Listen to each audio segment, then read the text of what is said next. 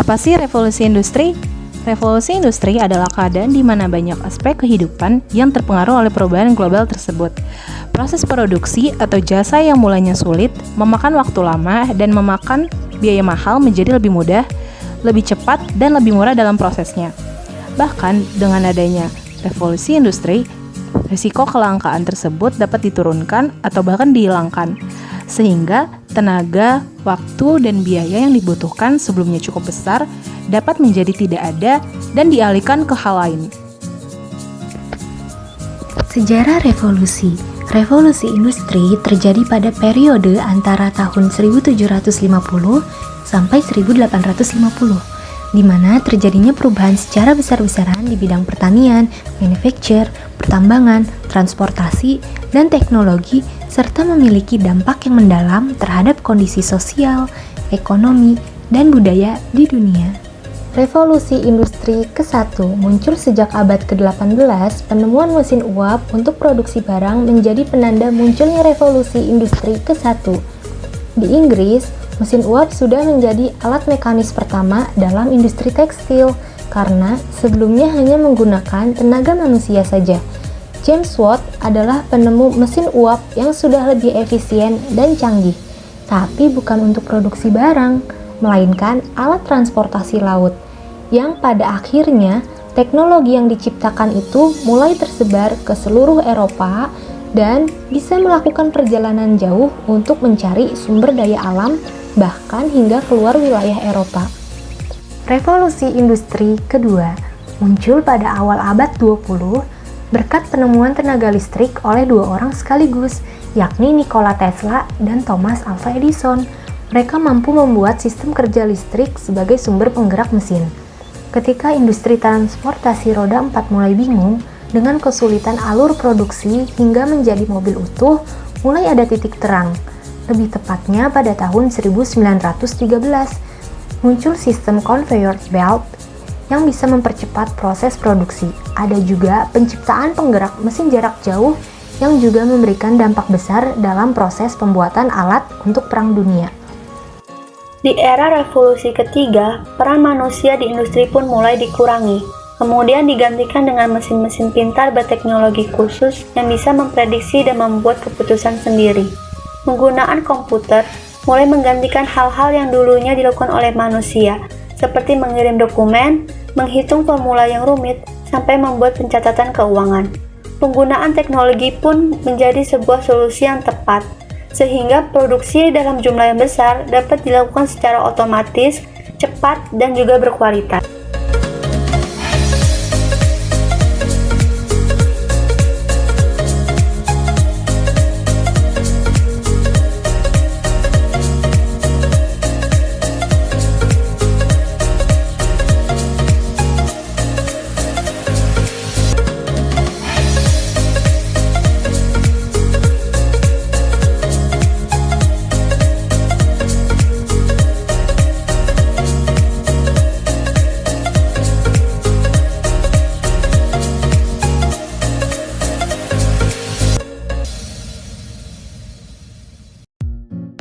Revolusi industri keempat dimulai pada awal tahun 2018, yang ditandai dengan perpaduan teknologi yang menggabungkan teknologi cyber dengan teknologi otomatisasi. Revolusi industri keempat memperkenalkan teknologi produksi massal yang dapat disesuaikan. Dalam revolusi industri keempat, teknologi informasi dan komunikasi menjadi basis dalam kehidupan manusia. Perkembangan dunia internet dan teknologi digital yang cepat dan masif mempengaruhi pengguna daya komputasi dan data yang tidak terbatas sebagai tulang punggung pergerakan dan konektivitas manusia dan mesin.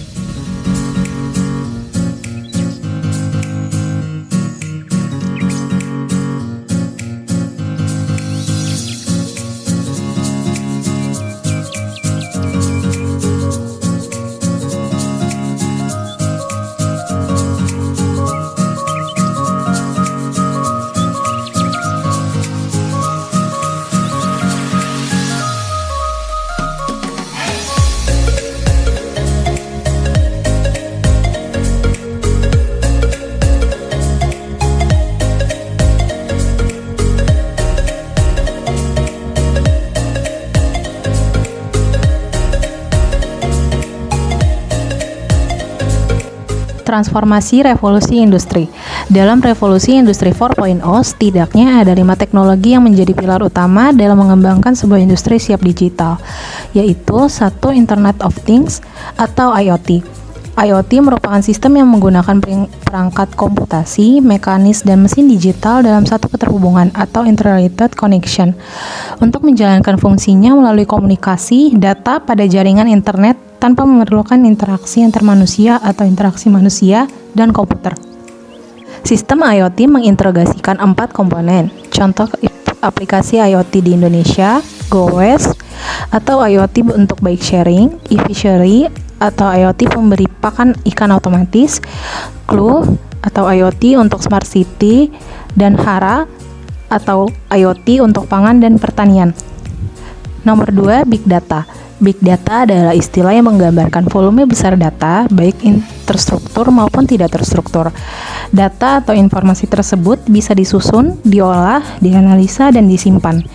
Big Data dapat dianalisis untuk pengambilan keputusan maupun strategi bisnis yang lebih baik. Penyedia layanan Big Data di Indonesia diantara lain A. Sonar Platform, B. PackQuest Platform, C. Warung Data, D. Databot. Nomor 3, Cloud Computing. Komputasi awan atau cloud computing adalah teknologi yang menjadikan internet sebagai pusat pengelolaan data dan aplikasi, di mana pengguna komputer diberikan hak akses atau login menggunakan cloud untuk dapat mengkonfigurasi peladen atau server melalui internet. Ada 3 jenis model layanan dari komputasi awan, yaitu 1. Cloud Software as a Service atau SaaS, 2. Cloud Platform as a Service atau PaaS, 3. Infrastructure as a Service atau IaaS. Produk-produk cloud computing di Indonesia ada A. K-Cloud, B. Cloud Kilat, C. Dewa Web, D. ID Cloud Host, E. Free Cloud. Artificial Intelligence atau AI merupakan sebuah teknologi komputer atau mesin yang memiliki kecerdasan layaknya manusia dan bisa diatur sesuai keinginan manusia. AI bekerja dengan mempelajari data yang diterima secara berkesinambungan. Aplikasi chatbot dan pengenalan wajah face recognition merupakan salah satu contoh penerapan AI. Additive Manufacturing atau AM adalah teknologi percetakan 3D yang digunakan oleh industri manufaktur. Tidak hanya sebagai printer 3D, namun juga direct digital manufacturing dan rapid prototyping. Ukuran dan bentuk yang dihasilkan pun sama, sesuai gambar desain yang dibuat. 6. Integrated System adalah serangkaian proses yang menghubungkan sistem komputer dan software secara fisik dan fungsional. Integrated System ini akan menyatukan antar komponen subsistem dalam sebuah sistem agar setiap bagiannya bisa berfungsi layaknya kesatuan sistem. Dampak revolusi industri keempat. Munculnya revolusi industri keempat pasti memberikan dampak besar pada kehidupan manusia, sebagaimana terjadi pada revolusi industri sebelumnya. Secara umum, hadirnya revolusi industri keempat akan memberikan dampak pada 3 aspek kehidupan manusia, yaitu sosial, ekonomi makro, ekonomi mikro, dan juga politik. Untuk dampak sosialnya sendiri, industri keempat akan mengambil alih peran yang selama ini diemban oleh manusia dan digantikan oleh penggunaan mesin, teknologi, dan komputer canggih. Hal ini pastinya akan membuat pengurangan tenaga kerja secara besar-besaran, khususnya dalam industri manufaktur. Jika tidak disikapi dengan tepat, bisa saja industri keempat menyebabkan jumlah pengangguran meningkat drastis. Untuk dampak ekonomi, industri 4 jelas akan merubah model bisnis di berbagai bidang. Sebagaimana kita ketahui bahwa menerapkan industri keempat membutuhkan modal yang tidak sedikit, karena teknologi canggih yang diterapkan memerlukan banyak hal. Jika satu perusahaan terlalu fokus menerapkan industri keempat dan belum membuahkan hasil, bisa saja perusahaan tersebut bangkrut. Tapi jika berhasil, industri keempat akan memberikan profit yang signifikan. Untuk dampak politik, industri keempat jelas akan memberikan dampak positif terhadap biaya produksi yang semakin irit dan peningkatan produksi yang maksimal. Namun, jika hal ini membuat pengurangan tenaga kerja secara besar, akan meningkatkan jumlah pengangguran pula. Hal ini tentunya menjadi masalah yang harus dipertimbangkan. Dampak positif revolusi industri keempat. Pertama, semakin mudah mengakses informasi dan berkomunikasi. Kemajuan teknologi seperti televisi, telepon genggam, bahkan internet bukan hanya melanda masyarakat kota, namun juga telah dapat dinikmati oleh masyarakat di pelosok-pelosok desa. Akibatnya, segala informasi baik yang bernilai positif maupun negatif dapat dengan mudah diakses oleh masyarakat. Diakui ataupun tidak, perlahan-lahan mulai mengubah pola hidup dan pola pikir masyarakat dengan segala image yang menjadi ciri khas mereka. Kedua, terjadinya efisiensi dan efektivitas produksi. Jika terwujud 4 prinsip revolusi industri, maka industri memiliki kemungkinan untuk efisiensi dan efektivitas produksi dengan biaya yang tidak lagi mahal, sehingga ada sisa biaya yang dapat dialokasikan ke kebutuhan lain yang tidak melibatkan banyak unsur teknologi. Ketiga, peningkatan pendapatan nasional. Industrialisasi memungkinkan negara-negara mengoptimalkan sumber daya mereka yang mulai berkurang. Industrialisasi meningkatkan kuantitas dan kualitas akan barang-barang yang diproduksi suatu perusahaan. Inilah yang membuat kontribusi lebih besar pada produk nasional bruto atau gross national product (GNP). Dampak negatif revolusi industri 4. Rentan dengan serangan cyber. Revolusi industri 4 akan sangat lekat dengan dunia teknologi, di mana salah satu hal yang bisa dilihat mulai banyak ditemukan saat ini adalah Internet of Things atau IoT. Produk-produk IoT menghilangkan batas fisik antara proses produksi dengan sistem jaringan. Oleh karena itu, sangat rentan dengan serangan cyber apabila tidak dijaga dengan sistem keamanan yang solid dan tangguh. Salah satu produk IoT adalah aplikasi absensi karyawan, di mana bisa langsung terhubung ke manajemen HRD melalui internet, namun dengan sistem keamanan yang lebih baik sehingga data aset Anda bisa lebih aman. Dampak teknologi terhadap lingkungan. Selama manusia menggunakan mesin untuk bekerja, maka kebutuhan energi akan tetap tinggi.